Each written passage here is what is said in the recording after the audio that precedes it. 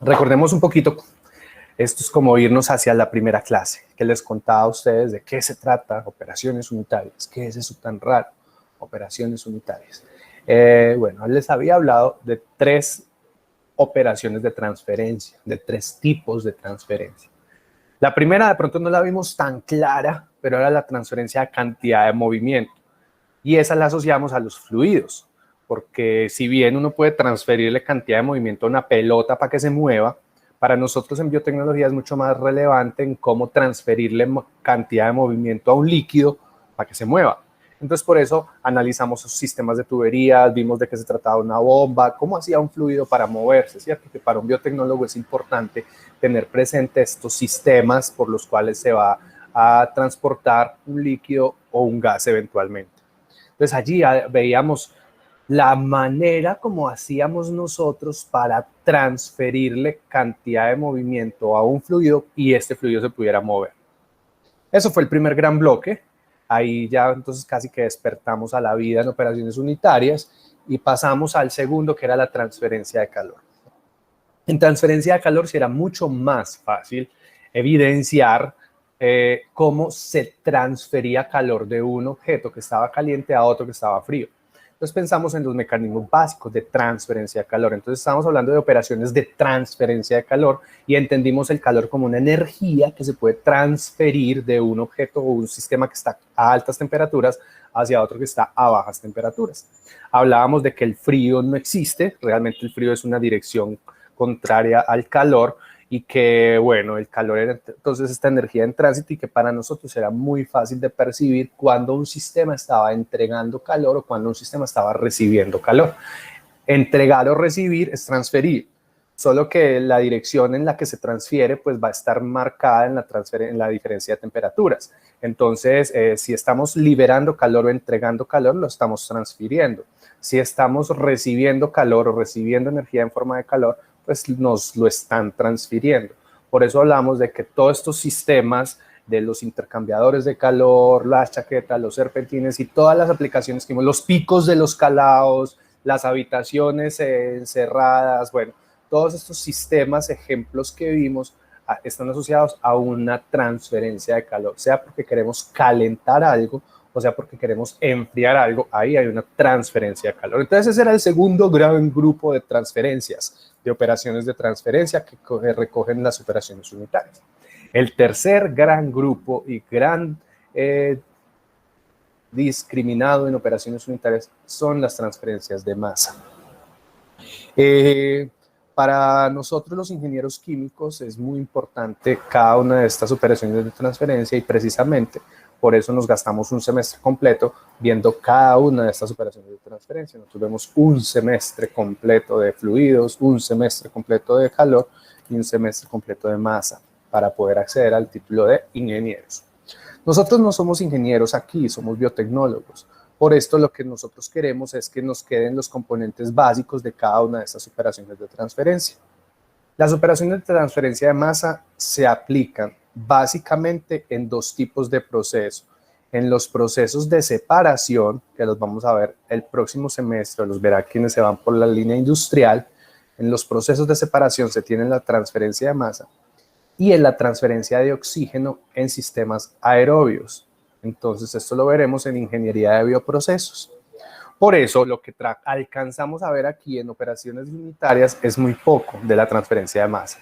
Entonces, hoy vamos a ver una breve introducción y las próximas clases veremos ejemplos puntuales de transferencia, de operaciones unitarias, algunas de ellas con transferencia de masa, algunas otras con transferencia de calor, algunas con transferencia de cantidad de movimiento, algunas con la suma de todas.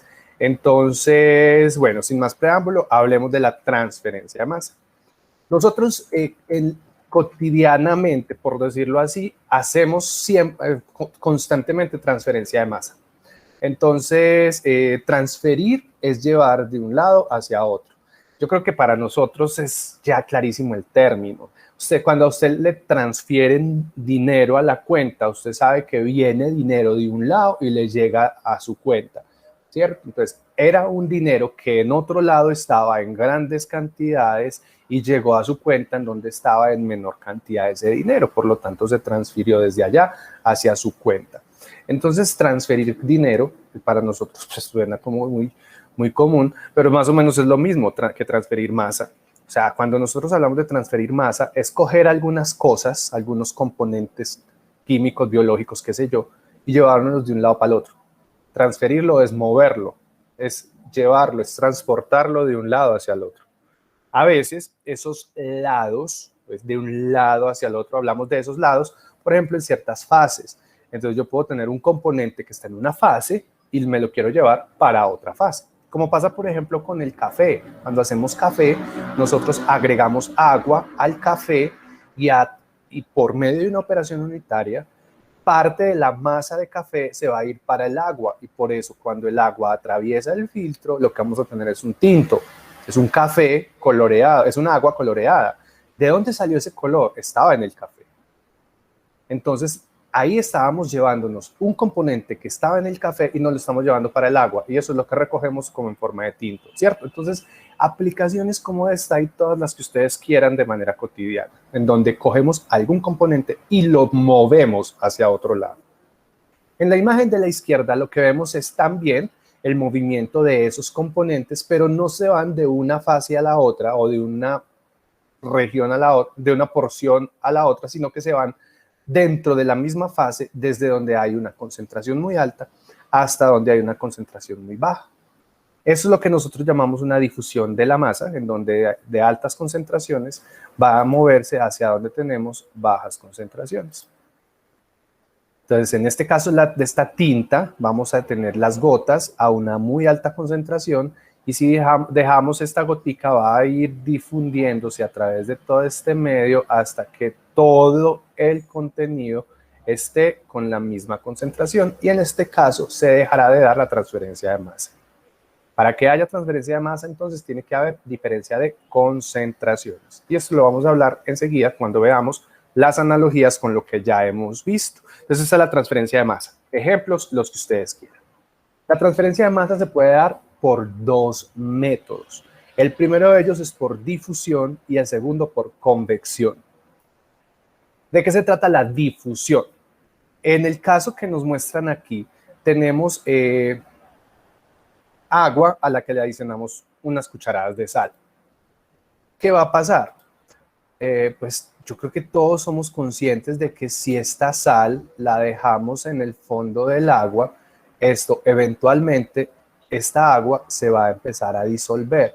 No es necesario agitarlo, solo con que la sal esté reposando en el fondo, parte de esa sal va a empezar a difundirse, parte de esa sal se va a mover de esta fase sólida, va a empezar a moverse a la fase líquida, alcanzando entonces cada vez el agua una mayor concentración de sal. Entonces vemos que hay un movimiento, claro, se está llevando la sal desde el fondo, nos la estamos llevando para el agua y por lo tanto estamos obteniendo una solución salina, un agua salina. ¿De qué depende este movimiento de estas partículas? Aquí no hay necesidad de agitación ni de revolver esta sal.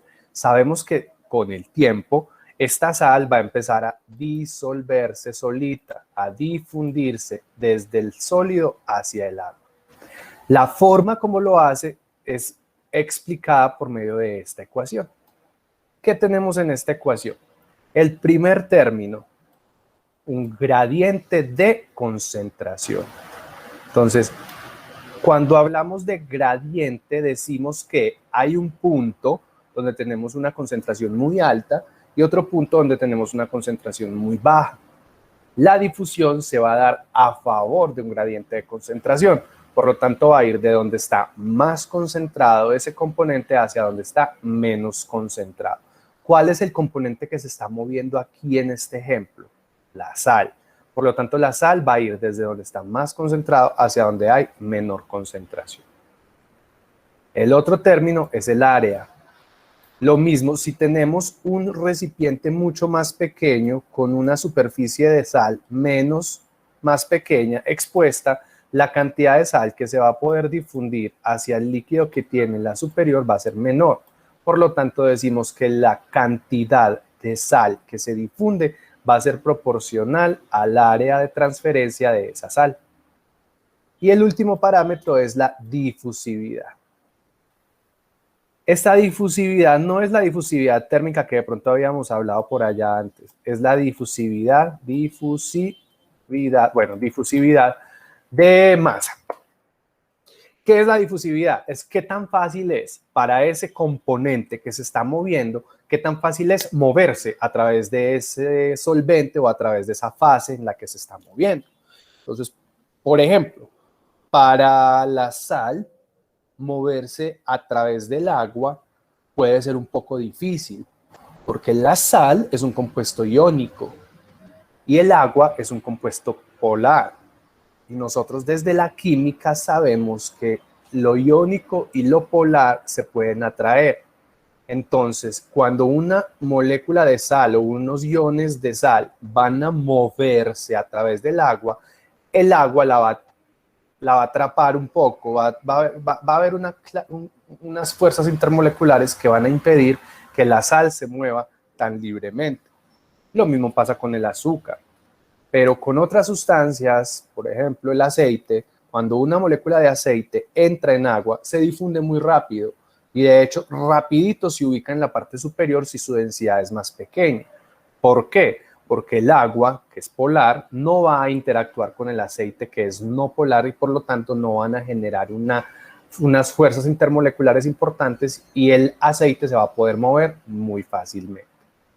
Entonces, esta difusividad, que es este término que les contaba, me va a decir qué tan fácil se mueve un componente a través de una mezcla de componentes o a través de una fase. En el aire, por ejemplo, se pueden mover muy fácil las moléculas porque como el aire está lleno de moléculas, están separadas, pues entonces se puede difundir muy fácil a través del aire. Entonces, esta es la difusión. La difusión es un fenómeno netamente molecular, o sea que no hay que estar generando un movimiento o una agitación, sino que simplemente las moléculas se van a ir moviendo solitas desde donde están en una concentración muy alta hacia donde están en menos concentración. Les decía que en el aire o que en los gases las difusividades son muy altas, es decir, la transferencia de masa puede ser muy simple, muy fácil. ¿Por qué? Porque como las moléculas están tan separadas una de la otra, entonces a través de ellas puede haber una difusión muy buena de los componentes que hay en el aire. Aquí entonces, ¿qué pasaría en este ejemplo que les planteo si se retirara esta tablita, digámoslo así, o este soporte que hay en la mitad? Pues las moléculas de oxígeno que están representadas con estas bolitas rojas van a moverse hacia la izquierda porque en el componente de la izquierda no hay oxígeno, mientras que en el de la derecha sí. Entonces, en el momento de yo separar esta tablita, se va a dar un gradiente de concentraciones. Alta concentración de oxígeno a la derecha, baja concentración de oxígeno a la izquierda, y por lo tanto se va a dar un movimiento de partículas desde donde está más concentrado hacia donde está menos concentrado. Eso es una particularidad de los procesos de transferencia de masa, no se nos puede olvidar. Les mencionaba que aquí al principio podía haber un compartimento, algo que separara este compartimento. Cuando yo tengo esto aquí bloqueado, la concentración de oxígeno a la derecha va a ser mucho mayor que la concentración de oxígeno a la izquierda, ¿cierto?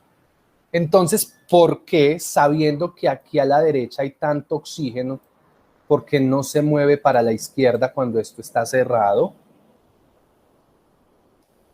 Pues no se mueve porque evidentemente hay algo que impide el paso del oxígeno desde un lado hacia el otro. Impide el paso del oxígeno de un lado hacia el otro. A ver, si nosotros somos lo suficientemente avispados, pues nos estaremos acordando de lo que impedía el movimiento de una energía desde un lado hacia el otro. Entonces es más o menos lo mismo. Así como hay cosas que obstruyen el paso del calor, también hay cosas que obstruyen el paso de la transferencia de masa, el paso de la masa. Pues en este caso, si existiera una tabla, un soporte, un sólido que dividiera estos dos compartimentos, pues este oxígeno no podría pasar al otro lado, a pesar de que existiera un gradiente de concentraciones. ¿Y esto por qué? Porque la resistencia entre las dos, o la resistencia es muy alta, lo que impide la transferencia de masa. Ahora, imagínense que esto no fuera un sólido rígido, sino que tuviera poros, que fuera poroso para ciertas moléculas. Ahí ya podría ser que atravesara estas moléculas y que podría disminuirse así la resistencia para el movimiento de estas moléculas de un lado hacia el otro. Entonces es más o menos lo mismo, adelantándome a lo que les voy a contar enseguida. Nuevamente hablando de fases. Aquí tenemos algunos ejemplos de una transferencia de masa que comprenden o un líquido o un sólido. Entonces vemos, por ejemplo, en el primer caso, la transferencia que tenemos de un líquido a un gas. Aquí tenemos la evaporación. Tenemos agua líquida. Y el agua líquida, sea porque se caliente o sea por su simple presión de vapor, va a empezar a secar. Lo voy a decir así, va a empezar a secarse. A partir del agua se van a generar moléculas de vapor de agua. ¿Hacia dónde van esas moléculas de vapor de agua? Hacia el aire. Entonces, ¿qué es lo que se está transfiriendo? Agua. ¿Desde dónde? Desde el agua líquida. ¿Hasta dónde? Hasta el aire. ¿Dónde hay mayor concentración de agua? En el agua líquida. Menor en el aire. ¿Cuál es la dirección de flujo? Del agua al aire. ¿Qué se va a mover? Agua. Segundo ejemplo, de un sólido a un gas. Es lo que se llama sublimación. Tenemos hielo seco, que está formado por CO2 congelado. Entonces, ¿qué pasa aquí? Se sublima. O sea, que se sale un componente que es el CO2, se va a salir desde el hielo seco, en donde está a mayor concentración, y va a ir hacia el aire, en donde está a menor concentración. Transferencia de masa en dirección del gradiente de concentración. Sólido a líquido. Ya teníamos el ejemplo de la sal. Veamos otro ejemplo, café. El café es una sustancia, es una solución que tiene diferentes compuestos orgánicos. Taninos, algunas moléculas, cafeína. El azúcar, si nosotros no lo revolvemos incluso, él se va a empezar a diluir, a difundir solito desde donde está a muy altas concentraciones, que es el azúcar sólido, hacia el café, que es en donde está a menor concentración. Entonces ahí va a haber un movimiento de azúcar, que es el componente que se va a mover desde la fase sólida hacia la fase líquida. Y de sólido a sólido esto es muy poco común, pero ocurre, por ejemplo, en las aleaciones. Cuando se forman aleaciones metálicas, entonces, por ejemplo, en la formación de acero, el acero es hierro con carbono, y lo que se hace es que al hierro le entra carbono desde el estado sólido. Entonces, por una difusión molecular, lo que pasa es que es un proceso extremadamente lento. Todos estos ejemplos tienen la misma particularidad. El componente que yo quiero mover va desde donde está a una alta concentración, va a ir hacia donde está a una menor concentración. Esto nunca se va a violar. Para entender un poco mejor entonces la transferencia de masa, pues entonces hacemos uso de lo que ya sabemos a la perfección de transferencia de calor. Entonces, muchos libros parten de esta analogía que hay entre la transferencia de calor y la transferencia de masa. Miremos la transferencia de calor, porque esto ya no lo sabemos nosotros de memoria. El calor se va a transferir desde mayor temperatura hasta menor temperatura. Y se va a transferir en contra de una resistencia que depende del material y del mecanismo de transferencia. Aquí vamos a tener una gran cantidad de energía térmica que se va a transferir hacia donde hay una menor energía térmica. Es algo así como concentración del calor, a pesar de que no sea correcto decirlo así. Si hacemos la analogía, cuando tenemos, por ejemplo, CO2 en una corriente gaseosa al 70% y tenemos CO2 en una corriente al 10%. Entonces, a este lado vamos a tener grandes cantidades de CO2, a este otro poca cantidad de CO2. Por lo tanto, vamos a tener un gradiente de concentraciones. Y ese gradiente de concentraciones lo que va a indicar es que se va a mover a favor de ese gradiente de concentraciones. Entonces, el CO2, que estaba muy concentrado en esta zona, va a pasar hacia una zona donde está a menor concentración. Entonces, es más o menos lo mismo que la transferencia de calor. Diferencias, que en la transferencia de calor tenemos difusión y convección. En masa también tenemos difusión y convección. La difusión en la transferencia de calor es la misma conducción. Lo que sí tenemos en calor es radiación, que no tenemos en masa. no encontramos radiación másica. Eso no existe porque la radiación tiene que ver con ondas electromagnéticas. Entonces, los únicos mecanismos que me quedan para la transferencia de masa son difusión y convección. La difusión se parece mucho en sus términos y en sus ecuaciones a la conducción de calor. Entonces miremos en conducción de calor, cuando teníamos un solo mecanismo y ese mecanismo era conducción, nosotros lo que teníamos era la ecuación de Fourier, la ley de Fourier, que nos decía que el calor era menos la conductividad por el área por la diferencia de temperaturas, por el gradiente de temperaturas. Si hacemos la analogía, la difusión con la ecuación que les presenté ahora se parece mucho. En vez de diferencia de gradiente de temperaturas, vamos a poner gradiente de concentración. El área seguirá siendo el área de transferencia. Y en vez de conductividad térmica, vamos a poner la difusividad de masa. Y la difusividad, como les decía, es la facilidad con la que un componente se mueve a través de un componente determinado, sea líquido o sea gas. Entonces, eso es como el parecido que hay entre difusión y conducción. Nosotros en operaciones unitarias, para que ustedes estén tranquilos, no vamos a hacer cálculos con las ecuaciones de difusión y de convección. Yo les cuento de dónde salieron, pero lo que sí vamos a hacer es interpretar si hay una transferencia de masa, de qué componente se está dando y desde dónde hacia dónde según los gradientes de concentración. Eso sí es importante tener. El otro mecanismo para la transferencia de masa es la convección. La convección en calor se modelaba por la ecuación de Newton, por la ley de enfriamiento de Newton. En esta ley de enfriamiento de Newton decíamos que el calor se transfería gracias a una diferencia de temperaturas entre la superficie y el fluido, proporcional a un área y a un coeficiente convectivo para el calor. Este coeficiente convectivo hablábamos que podía ser convección libre, convección forzada y que se puede calcular utilizando diferentes números adimensionales. En masa tenemos más o menos lo mismo. En vez de diferencia de temperaturas, tendremos diferencia de concentraciones, desde la superficie hacia el fluido. Tendremos el área superficial que haya entre la superficie y el fluido y un coeficiente convectivo que es el coeficiente convectivo de masa. Este coeficiente convectivo no es el mismo coeficiente convectivo para calor, es distinto.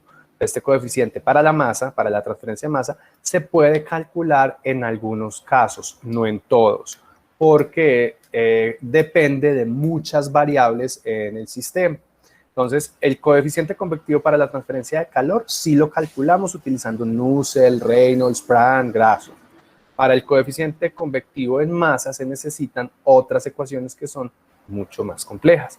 Pero el modelamiento cuando se tiene un solo mecanismo de convección de masa sería por medio de esta ecuación que es similar a la ley de enfriamiento de Newton. Tengan presente que lo que les cuento sobre estas ecuaciones de difusión y de convección es cuando se logra detectar un solo mecanismo de transferencia de masa. Lo primero que hay que hacer es verificar cuáles son los posibles mecanismos de transferencia de masa antes de elegir la ecuación con la cual voy a resolver los ejercicios o resolvería yo estos ejercicios.